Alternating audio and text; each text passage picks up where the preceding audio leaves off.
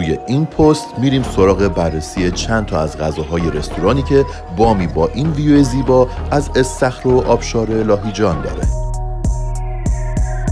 از اونجایی که ظرفیت بام پر بود حدود 1 ربع منتظر موندیم تا نوبت به ما هم برسه.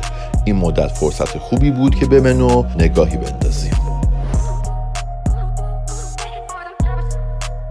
سالاد سزار با این ظاهر و گارنیش قبل از غذاهای اصلی اومد روی میز. سالادی که یه سینه کامل مزه‌دار شده مرغ داشت و جزو بهترین سزارهایی بود که اخیراً تست کردم. و اما فیله مرغ تندوری به نظرم حرف خاصی برای گفتن نداشت و حضور سیب زمینی سرخ شده و سبزیجات ساده و خام توی بشقاب پرچمش رو حسابی پایین آورده بود. و این هم از پیتزا بریسکت، برش‌های فیله نرم و لذیذ با بالانس خوب طعمی که تونست نظرم رو جلب کنه و دوستش داشتم. مرسی از همراهی تا اینجا. ورق بزن، اسلاید ها رو ببین و کپشن رو